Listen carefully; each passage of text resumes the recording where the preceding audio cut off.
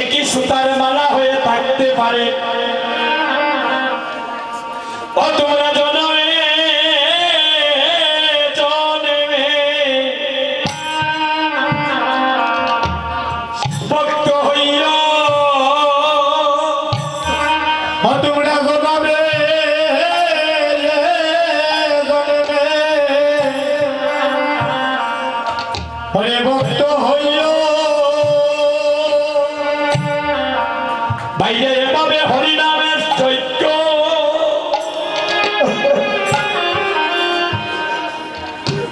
অবৈদান করিও রে, সবাই তোমরা জন্মে জন্মে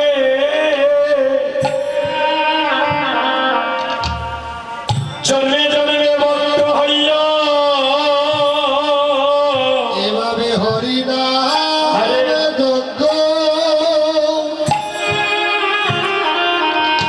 দাদি খরিয়া রে জনমে জনমে হারে বকিত হইয়া তোমরা এভাবে চাঁদের বাজা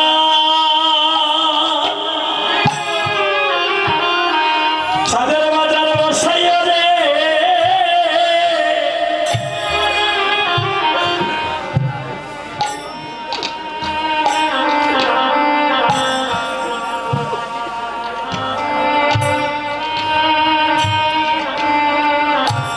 হয়ে ভাবে চাঁদের বাজার চাঁদের বাজার বসাইয়া রে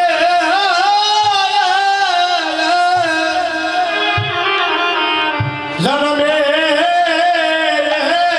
জনমে হরে ভক্ত হইল আরে ছাদের বাজার ধরা বসাইয়া রে জনমে জনমে গোবিন্দ ধরা ভক্ত হইয়া বাইরে বাই মরিলে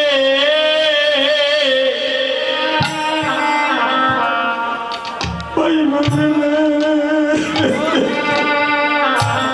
বাইরে বাই মরিলে ওরে বাই পাবে না হরে ভাই মরিলে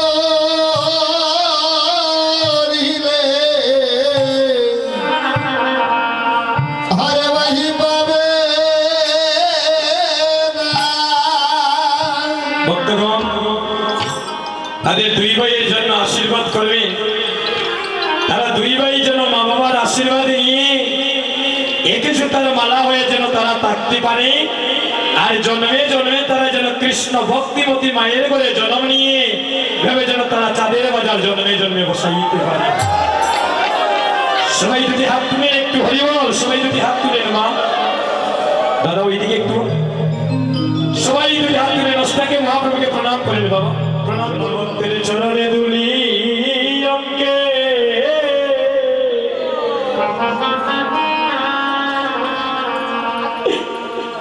অঙ্গে মাখিতে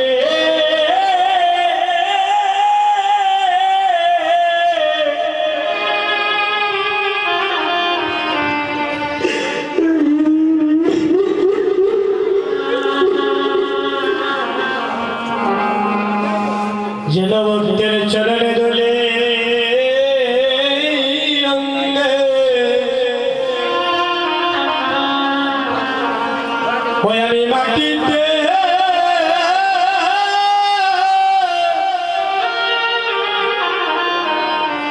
আমি মাটিতে পারি যেন সাধু বৈষ্ণবের চরণ ধুলি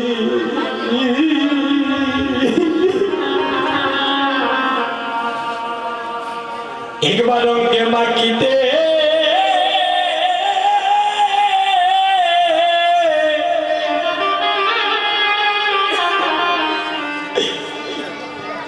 আমি মাখিতে পারি ভজন চরণ ধুলি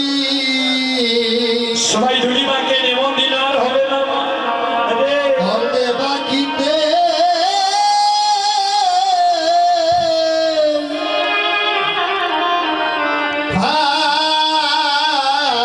ভারি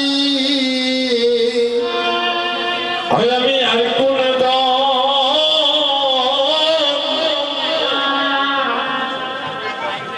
চাইনারে দয়া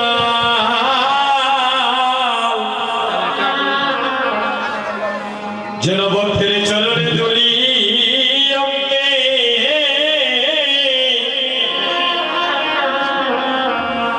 অঙ্গে মাখিতে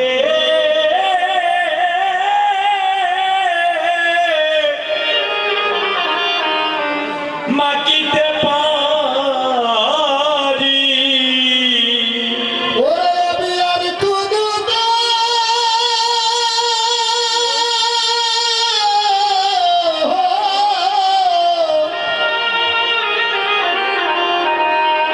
ওরে আমি আর কোনো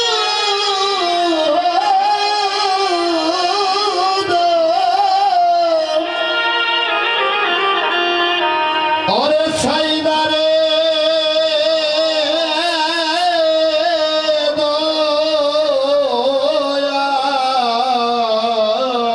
আনন্দ ভজন ভক্তের চরণ ধুলি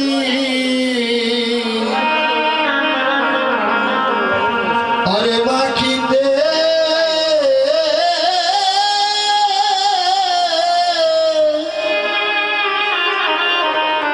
পাখিতে পারি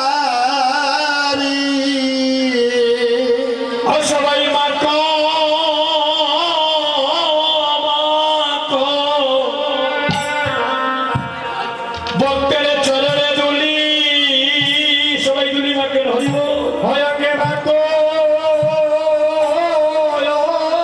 মাখো ভক্তের চরণে ধুলি সবাই মাখো মাখো আরে শরণ দুলে আমাদের মানবী জন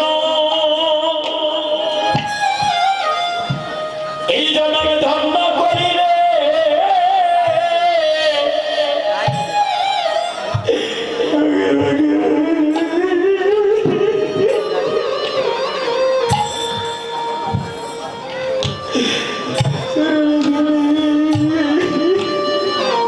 হয়রে মানব জন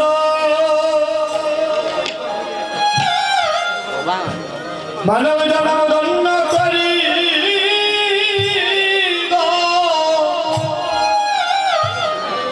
ভঙ্গে বাক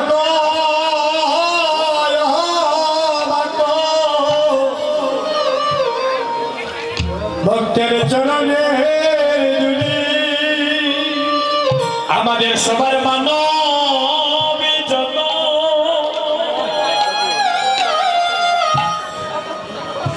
জনমে ধর্ম করিলে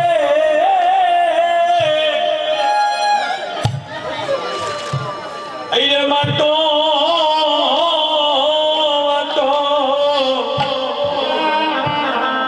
ভক্তের চরণে ধুলি হরে মাধব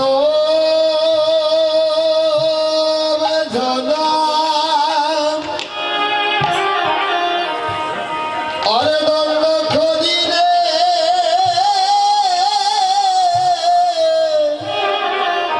হরে মাখো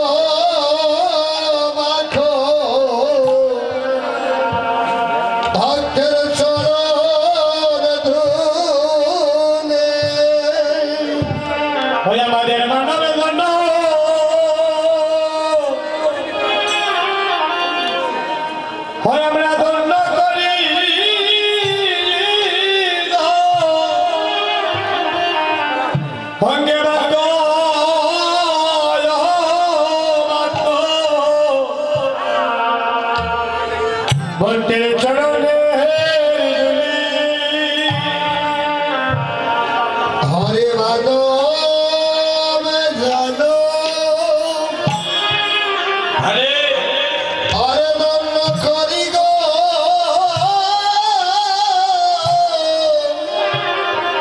সবাই মাখো মাখো ভক্তের চরণ দোলে বাইরে এমন দিন আমরা আমাদের আর হবে না বাইরে এমন দিন আমরা আমরা আর হবে না হরে বলে দিয়ে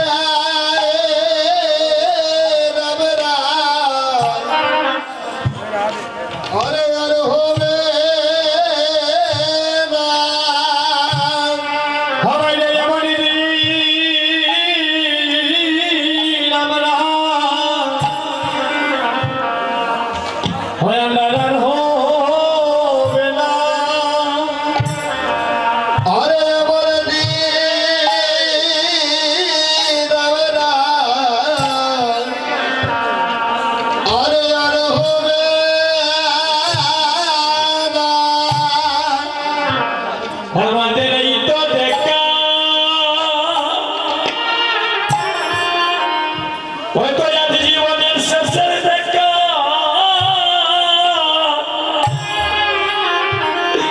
বাইরে এমন দিনা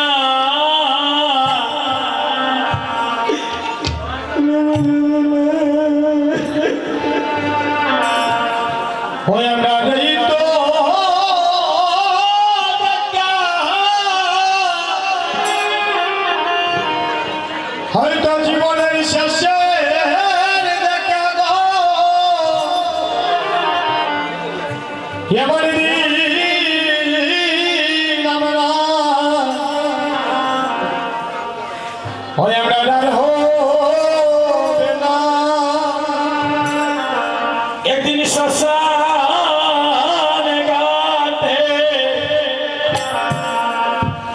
শ্মশানে ঘাটে যেতে হবে হয় একদিন শ্মশান ঘাটে আরে যেতে হবে যেদিন আমাদের মানবের লীলা বাইরে শান্ত হবে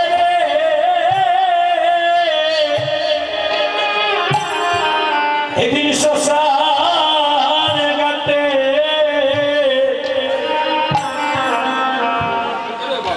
যেতে হবে হরে মাধব লীলা হৃদয় গৌর হরি বল হরি বল হরি বল সঙ্গ হবে রে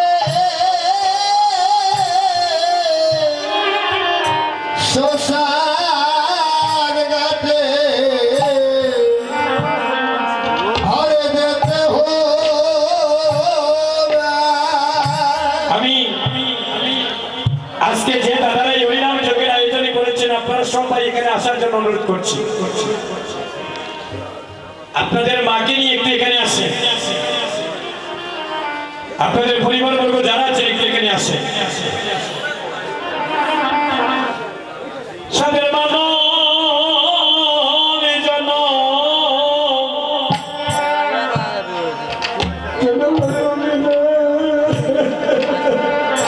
ও সাদের মানব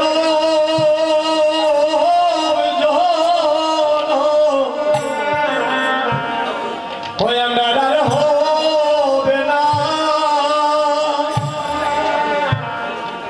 সাধের মাধব জানো হরে আর হবে না বহু সাধনী করে জন্ম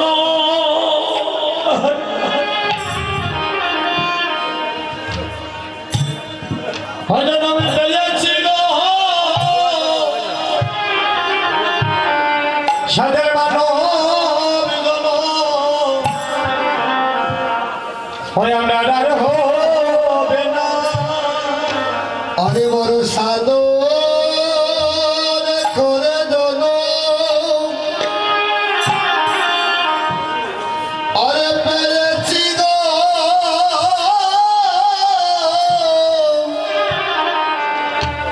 আরে মানব দোল আরে হবে না বড় বাইকের পরে জন এই জন্ম পেয়েছি রে ভাই সাদের মানব জন জন্ম আর হবে না বহু ভাগ্যের ফলে এই জনম পেয়েছি রে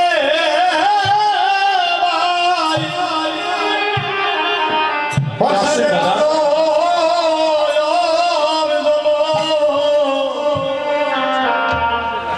আমরা আর হবে না আপনাদের মাকে নিয়ে আসেন দাদা বহু সাধনী করে জন্ম জন্ম পেয়েছি গো সাদের মানব জন্ম জন্ম আর হবে না এখানে আসেন দাদা আরে বড় সাধু করে দোল আরে পেরেছি গো আপনাদের বড় ভাই কে সবচেয়ে আপনি বলো আর ভাই কয়জন আপনার? এই দুই ভাই এখানে আসে আর হবে আপনাদের মা কই? না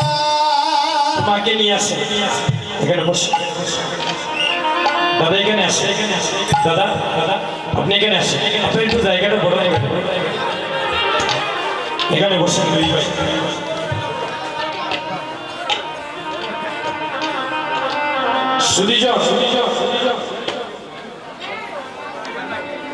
আমি 2টা মিনিট আপনাদের সবার চরণে ভিক্ষা মাগলাম কেউ কথা বলবেন না 2টা মিনিট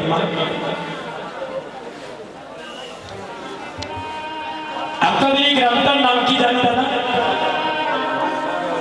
পালগাঁও আচ্ছা আচ্ছা আপনাদের এই গ্রামে আজ আমার জীবনের আমি প্রথম কীর্তন করছি গ্রাম কিন্তু এখানে এসে আমার অত্যন্ত একটি জিনিস খুব ভালো লাগলো আমরা গতকালকে কীর্তনে ছিলাম নবীগঞ্জ সেখান থেকে রাত্রিবেলা যখন এখানে আসলাম এখানে একটু বসেন মা আসার পর থেকে আমার এই দাদারা যেভাবে আমাদেরকে সেবা যত্ন নিচ্ছে সত্যি দাদা আপনাদের ঋণ আমরা কোনোদিন শোধ করতে পারবো না একটু বসে আমাকে অপরাধী করবেন না একে তাদের বাবা নেই আমারও নরাদমের বাবা নাই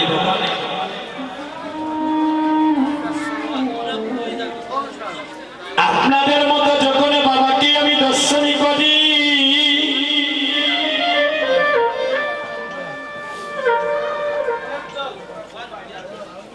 এখনো মনে করি আমার বাবা বেঁচে আছে আস্তে আস্তে দাদা আস্তে বা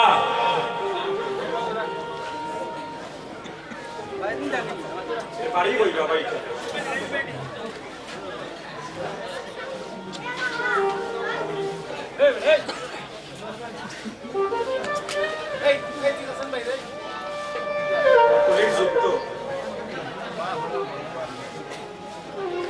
আমার অপরাধ দিবেন না দাদা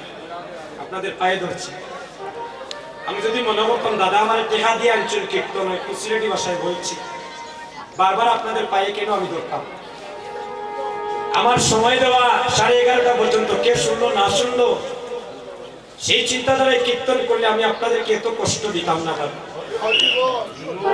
আমি যদি আমার মতো কীর্তনই করতাম যে দাদা আমাকে কীর্তন এনেছেন, কীর্তন পরে দক্ষিণা দিবেন, আমার আগামীকাল গোলাপগঞ্জ সকালবেলা কীর্তন, এরপর বড়লেখা, প্রতিদিন কীর্তন এভাবে আপনাদের আশীর্বাদ, এই মনে মানসিকতায় কীর্তন করি না। 3 ঘন্টা কীর্তন করিয়া এখানে যারা সাধুগুরু বৈষ্ণবগণ এসেছে, আমি নরাদম যদি একটা কথা আপনাদের অন্তরে বীজ বপন করে দিতে পারি, আর এই কথাটা গিয়ে যদি বাড়িতে আপনারা রক্ষা করে, তবে তো এই দাদা লক্ষ লক্ষ টাকা দিয়ে কীর্তন দেওয়া দণ্ড হবে, আপনাদের তো দূর থেকে আসা সার্থক হবে, আমিও আপনাদের এখানে এসে সঙ্গ লাভ করা দণ্ড হবে দাদা।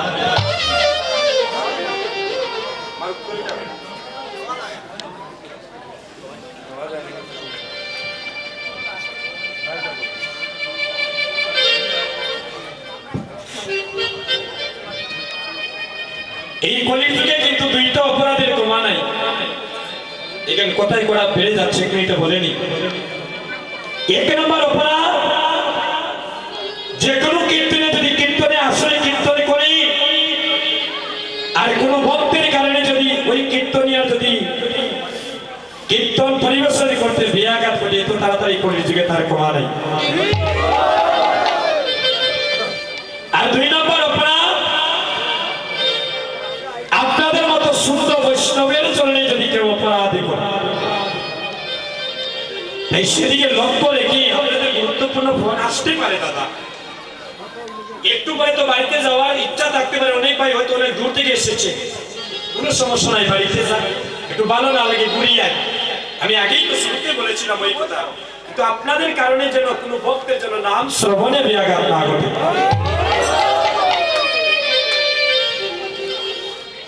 দেখেন এখানে একজন আমার মা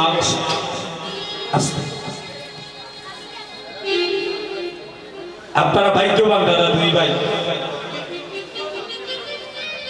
এখন আপনাদের মা আছে, সারাদিনের কর্ম করে ঘুরে এসে যখন মায়ের বদনটা দেখবেন সকল জ্বালা নিবারণ হয়ে যাবে।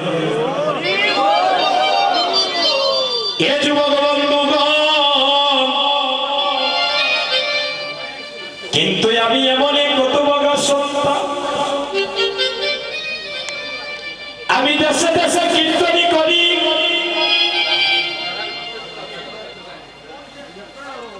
কিন্তু আমি ঘরে গিয়ে আর মা বলে ডাকতে পারি না।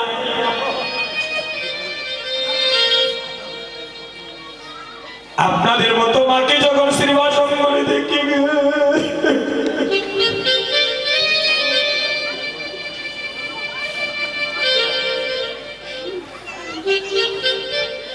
মনে করি আমার মা এখনো বেঁচে আছে,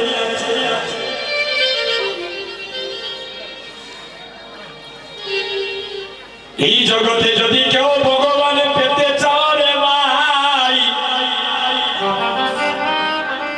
তাহলে তোমাদের পায়ে ধরে ভিক্ষা মাগলাম, কোনোদিন মা বাবাকে কেউ কাঁদাইও না। আমি যখন কীর্তনী করতে আসি, আমি মা বাবার শ্মশানে ঘাটে প্রণামী করে আসি, কীর্তনী করে